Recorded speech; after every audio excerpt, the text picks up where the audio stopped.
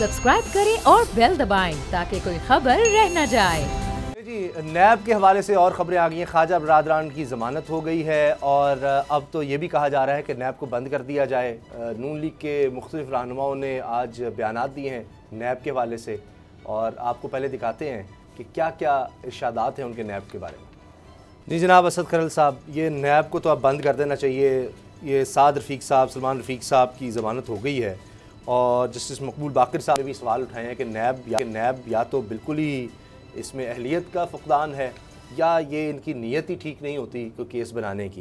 लेकिन एक चीज़ मैं आपको सच बता रहा हूँ कि पैरागॉन ये जो सोसाइटी है, मेरा चंद एक मरतबा उधर जाना हुआ, तो जितने लोग वहाँ पर रहते हैं वहाँ यही मशहूर है कि ये साद रफ़ीक साहब की सोसाइटी है, साद रफ़ीक साहब की सोसाइटी है। लेकिन नैब नहीं प्रूव कर पा रहा। लेकिन ये बात ज़ुबान ज़द-ए-आम है, तो कानूनी तौर पर तो ज़ाहिर है कि चीज़ मुख्तलिफ होती है। लेकिन वहाँ जितने लोग रह रहे हैं, वहाँ प्लॉट ख़रीदते हैं, बेचते हैं, रहते हैं, वही कह रहे होते हैं कि जी वो मैं साद रफ़ीक साहब की नहीं है जो सोसाइटी पैरागॉन, हम वहाँ रहते हैं जी।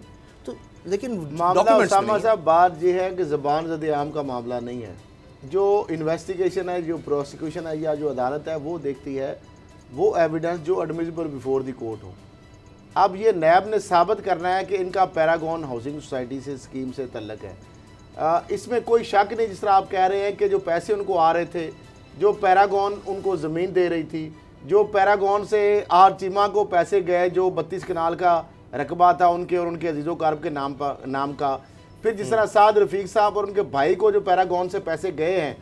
लेकिन मामला यही है कि जो असल मुल्ज़म है, मामला ईरान कुन बात यह है, जो जस्टिस मकबूल बाकर साहब की सरबराही में 2 रुकनी बेंच ने जो आज रिमार्क्स दिए हैं और जिस पे नून लीग की क्यादत जो कमरा अदालत में मौजूद थे, एहसन इकबाल साहब, वहाँ पे शाहिद खान अब्बासी साहब, राना सनाउल्लाह साहब, दीगर लोग भी, तो वो बात तो फिर उनको मौका मिल जाएगा। मुझे ये बताएं कि नदीम ज़िया मेन इसका CEO, वो अलग बात है कि वो साद रफ़ीक का फ्रंटमैन है। लेकिन मामला ये है कि ये तो अब नैब ने साबित करना, उसको पकड़ा नहीं गया। और ये कैसर अमीन भट्ट का क्या? कैसर अमीन भट्ट साहब को एक दफ़ा वादा मगवा बने, उसके बाद उनको पार्डन कर दिया गया, यानी उनको माफ़ी मिली। उसके बाद दोबारा से जो रिकॉर्ड पे बात है उनसे बयान लिया गया। अब ये कोर्ट ने ये इस पर रिमार्क दिए हैं कि इससे तो ये लग रहा था कि नैब जो है वो कैसर अमीन भट्ट को जो उनके वकील अमजद परवेज की जानब से कि ख्वाजा बरादरान के खिलाफ उनको इस्तेमाल करना मकसद था, प्ली बारगेन करना मकसद नहीं था। तो अब मामला ये है कि ये सारी जो चीज़ें हैं, जो मेन मुल्ज़म है नदीम ज़िया, वो बाहर किस तरह फरार हुआ, वो कहाँ गायब है, उसको नहीं पकड़ा गया। देखिए जब तक वो नहीं पकड़ा जाएगा, मुझे ये बताएं, आप एक टीयर को जो नीचे से किसी को पकड़ लेंगे तो वो मेन मुल्ज़म तो बाहर है, वो तो गायब है। जब तक वो नहीं आएगा सामने, उस वक्त तक कैसे आप सारी चीज़ें कन्फ्रंट कर सकेंगे, रिकनसाइल कर सकेंगे? तो यही मामला है। 18 माह के बाद कोर्ट ने सिर्फ कहा कि एक ऐसा सवाल बता दे, पॉइंट बता दे, ताकि जो जमानत की मुखालफत करता हो। नैब के पास एक ऐसा सवाल असल में खैर साहब, कुछ शर्म होती है, कोई हया होती है और बेशर्मी की इंतहा होती है। मसला ये है कि ख्वाजा आसिफ साहब, ये तीनों साहिबान जो थे, ये मुझे खड़े थे ये यहाँ पर, मैं ख़ुद सुप्रीम कोर्ट में मौजूद था जब सुप्रीम कोर्ट ने ख्वाजा साहब से पूछा कि ख्वाजा साहब ये पैरागॉन हाउसिंग सोसाइटी आपकी है? उन्होंने कहा जी ये मेरी नहीं है। उन्होंने कहा जी आपके पास पैसे, इतना पैसा आया कहाँ से? उन्होंने कहा जी मेरे प्राइस बॉन्ड निकले थे। आप अंदाज़ा लगाएं कि ख्वाजा साहब अरबपति हो गए प्राइस बॉन्ड निकलने से। कोई इस तोता मैना की कहानी पर यकीन करेगा? सारी दुनिया जानती है कि पैरागॉन हाउसिंग सोसाइटी का दफ्तर कहाँ पर था।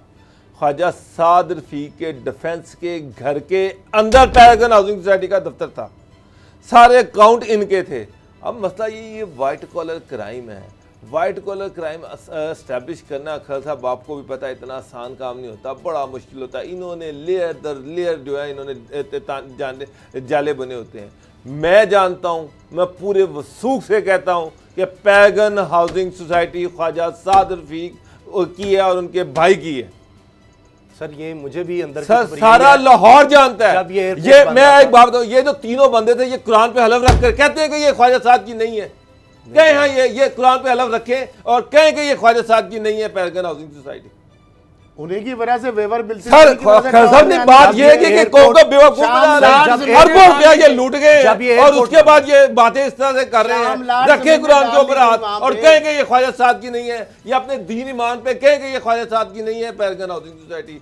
ठीक है, नैब है, वाइट कॉलर क्राइम है, आगे इतनी ले रखी हुई है। एक बंदा सारी कौम के सामने बड़ी दीदा दिलेरी के साथ कहता है जी मेरे प्राइस बोर्ड निकले और मैंने उससे पता नहीं क्या कुछ कर लिया है। अब मुझे एक बात बताएं, एक मिनट, सारा लाहौर जानता है कि ये 1.5 मरले के मकान पे रहते थे। सारा लाहौर जानता है, सारा लाहौर जानता है कि इनके क्या हालात थे, किसने इनका वजीफा लगाया हुआ था, आज ये अरबपति कैसे हो गए, सारे लाहौर को पता है। कितना पैसा इन्होंने मनी लॉन्ड्रिंग करके बाहर भेजा, सारा लाहौर जानता है। मेरा मतलब है उसके बाद फिर आप बेशरम बन के और ढीठ बन के आके कैमरे के सामने ये कहना शुरू कर रहे हैं कि जी नैब को बंद कर देना चाहिए, नैब को वो कर देना चाहिए, नैब को ये कर देना चाहिए। यार अपने गिरेबान झांको, अपने गिरेबान के अंदर देखो, क्या तुम मुतमईन हो? क्या तुम इत्मीनान से ये कह सकते हो कि ये जो सारा पैसा इन लोगों के पास है ये हलाल का पैसा है, ये इन्होंने अपनी मेहनत से कमाया है, इसमें दो नंबरी नहीं है, इसमें फ्रॉड नहीं है? उसामा साहब, अब नैब कुछ साबित कर सके या ना कर सके ये एक अलहदा कहानी है। नैब की इन्वेस्टिगेशन किस काबिल है, किस काबिल नहीं है, ये एक अलहदा कहानी है। वाइट कॉलर क्राइम को डिटेक्ट करना कितना को मुश्किल काम है और इसके लिए दुनिया की जो लेटेस्ट टेक्निक्स चाहिए वो नैब के पास है या नहीं है, नैब के प्रोसिक्यूटर्स कितने क्वालिफाइड हैं, ये सारी दास्तानें अलहदा हैं। मैं इस डिटेल में नहीं जाता, लेकिन यार ये कह देना कि इनकी चौका बेल हो गई है, ये सारे नाए धोए हुए हैं और ये सारे जो है ये जनाब मक्के मदीने से आए हैं और इनका जो सारा पैसा हलाल का है, इस पे ये तो बॉन्ड वाली कहानी तो पुरानी है। और नैब में इसकी इंक्वायरी जब हो रही थी तो अचानक से बॉन्ड निकले, ये पुराना बहुत पहले कई साल पहले का मामला है। अभी जो मामला है सारा, ये जो सारी ट्रेल मनी की आ रही है, सवाए पैरागॉन के, ख्वाजा साहब बता दे कि सोर्स ऑफ इनकम क्या है। सर ये तो सिर्फ पैरागॉन का मामला है ना, बाकी पता नहीं कहाँ हम नौजवान थे जब हमने ये वही जो आप बात कर रहे हैं लाहौर में, क्या पूरे पंजाब में सबको बताया जब ये एयरपोर्ट बन रहा था, ये नया एयरपोर्ट जब बन रहा था लाहौर में, उस वक्त ये मशहूर हो चुका था कि उसके इर्द गिर्द जितनी जमीनें लेनी है ले लें और उसके बाद जाकर ये एयरपोर्ट का इन्होंने अनाउंस किया था। किसको नहीं नवाजा? इंक्वायरी नैब में पहले भी हुई थी, फिर जो टाउन के और उसके पास ये सोसाइटी कैसे बन गई, से इनका ताल्लुक क्या है? इसके अलावा तो और कोई नहीं है। वो इस सोसाइटी के थे, उनकी सोसाइटी थी पहले, फिर उस सोसाइटी को उन्होंने टेक ओवर किया, फिर किस तरीके से उनके साथ इनका एक रिलेशन। सर एक बात बड़ी बात है, अमीन भट्ट तो अमीर थे, वो तो करोड़ोंपति थे। ये साद रफीक तो बेचारे ने मोटरसाइकिल भी इनको गुलाम हैदर भाई ने दी थी और जिस तरह रहते थे। कैसर अमीन भट्ट साहब के वालिद भी, और वो मैं जानता हूं उनके पास अच्छा खासा, इनसे बहुत ज्यादा अमीर थे वो। आज जो है उनके पास कोई चीज नहीं है और उनकी सोसाइटी जब इन्होंने टेक ओवर करते हैं, सर इसलिए लोग सियासत में आते हैं, सियासत में आते इसलिए पैसा बनाया जाए। क्लासिक एग्जांपल है, आपको पता लग जाता है इस जगह एयरपोर्ट बनने लगा है, वहां ढेर सारी जमीन एक्वायर कर लो, ये जी रिंग रोड बनने लगी है एक्वायर कर लो, अब जी इस चीज पे टैक्स लगने लगा है। ये तो शरीफ खानदान का मशहूर है सर कि जनाब वो कंटेनर आ रहा था, उनके वो जहाज आ रहा था तो जनाब टैक्स खत्म कर दिए, जब माल आ गया टैक्स लगा दिए। पंजाब लैंड डेवलपमेंट कंपनी जो थी उसका इसमें क्या रोल था, शहबाज शरीफ का इसमें क्या आशियाना वाले मामले में देख सारी, सर आशियाना की मैं बात कर रहा हूँ, सारी चीजें पूरी एक चेन बनी हुई है जो सारी क्लियर है। फिर ये कहा जाता है कि जी वहाँ पे तो 1 रुपए का लॉस नहीं हुआ और किस तरह से इन्होंने अरबों रुपया जो था उसका लॉस गवर्नमेंट को पहुंचाया, फिर सरकारी खाले, फिर रास्ते, शामलाट जमीनें वो बीच में डाल ली। क्या वो नदीम ज़िया की वजह से डाली गई? वो साद रफीक का इन्फ्लुएंस था। फिर आपने वो खसरे, वो जगह जो नहीं थी, जो सरकारी थी, बीच में वो भी डाल ली। फिर उसके अंदर एनओसी नहीं था, ये कई साल तक इसका एनओसी नहीं था, उसके बावजूद डेवलपमेंट होती रही। वो क्या खास। और फिर बैंक ऑफ पंजाब से आपने लोन लिया, बैंक ऑफ पंजाब से जब लोन लिया, खाना साहब इस सवाल का जवाब दे दें, जब बैंक ऑफ पंजाब ने टाइट किया नदीम ज़िया एंड कंपनी को तो शहबाज शरीफ साहब ने बुला लिया बैंक मैनेजमेंट को, और वहां आप क्या लेने बैठे हुए थे? जब आप धमकी लिखवाई कि जनाब पैरागॉन को तंग नहीं करना, तो आपका अगर पैरागॉन से तलक नहीं है तो आपने सीएम को क्यों इन्फ्लुएंस इस्तेमाल किया, सीएम के ऑफिस को क्यों इस्तेमाल किया, बैंक ऑफ पंजाब से लोन के हवाले से? मामला ये है नैब की नाअहलियां अपनी जगह पर हैं, नैब ब्रेक का वक्त है, अपनी जगह पर हैं।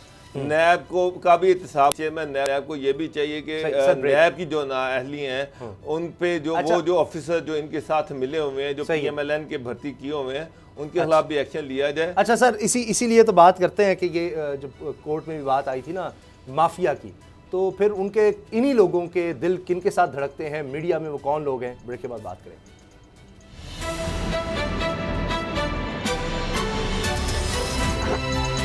अब पता चला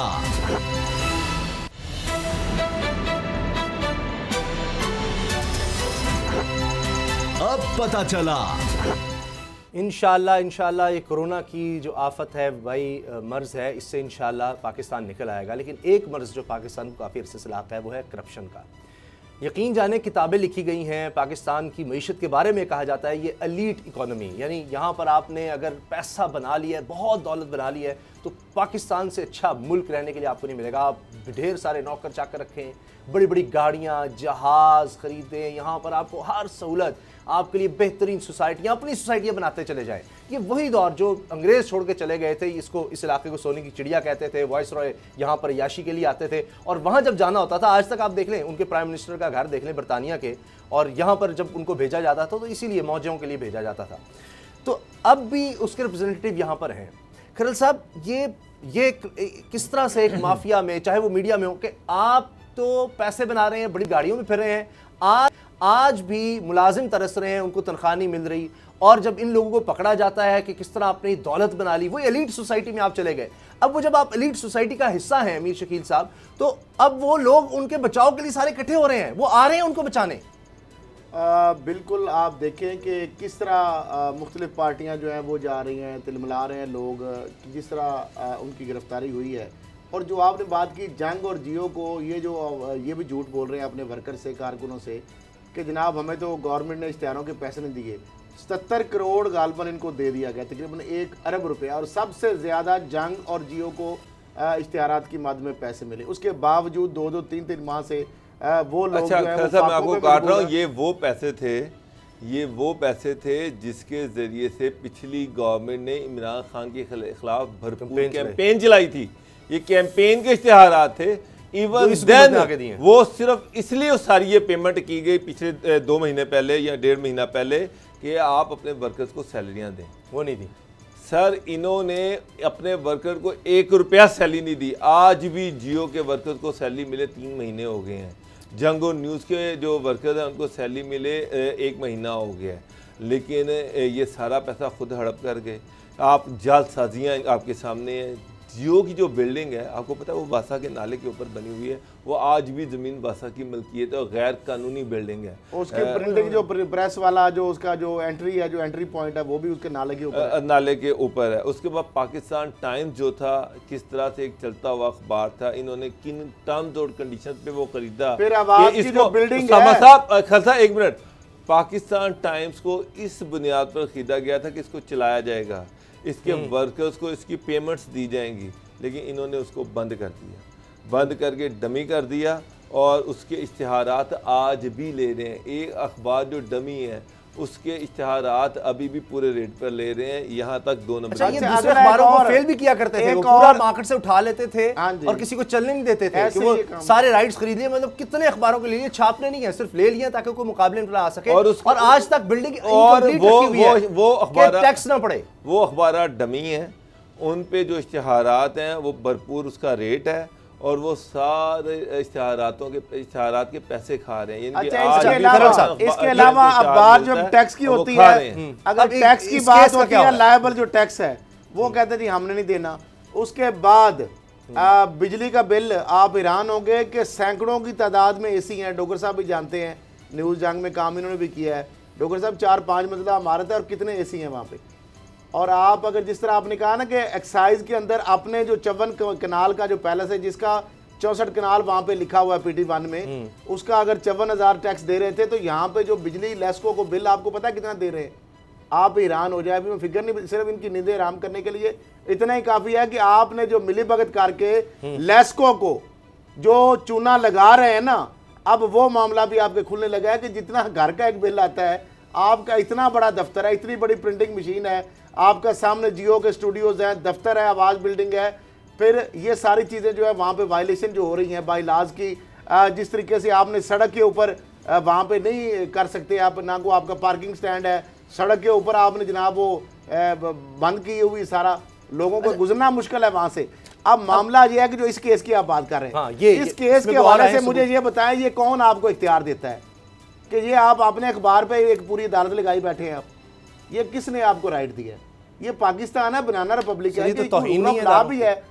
यानी अच्छा ये जो जवाब नैब को कह रहे हैं सर से पांव तक झूठ। अच्छा जो और ये आप हदीस बोल रहे हैं, आप जो बात करेंगे। अच्छा खैर साहब मुझे एक बात बताएं, आप जो बात करेंगे यानी एक अदालत लगा के आप बैठ गए, आप कोर्ट अदालतों में करें, आप नैब के पास अपना डिफेंस दें, ये कौन सा तरीका है? आप सारा दिन का चैनल लगाएं, वहां पे जनाब सब मातम पिछी होती है और अखबार जो है वहां पे उसको चिथड़े को इस्तेमाल कर रहे हैं। प्राइम मिनिस्टर को धमकियां दी जा रही हैं, प्राइम मिनिस्टर को धमकियां दी जा रही हैं, इंफॉर्मेशन मिनिस्टर को गालियां दी जा रही हैं, ये इनका तर्ज अमल है।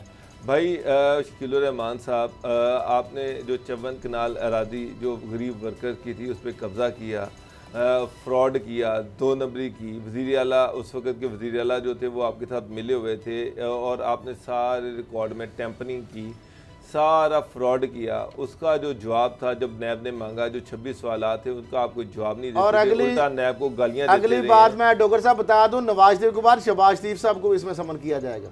मुझे लग रहा है इसलिए कि 2016 में जो वारदात कराई शहबाज शरीफ साहब ने पहली फाइल गायब करा के 2009 से 16 तक जो कहानी है आज ये आसान नहीं है वैसे, तो वो अगर शहबाज शरीफ साहब सामने आ गए तो अफसरान जो है ना वो कह रहे हैं हम तो पूरा बता देंगे। बहुत बहुत शुक्रिया असद साहब, आबिद डोगर साहब। आप सब्सक्राइब करें और बेल दबाएं ताकि कोई खबर रह न जाए।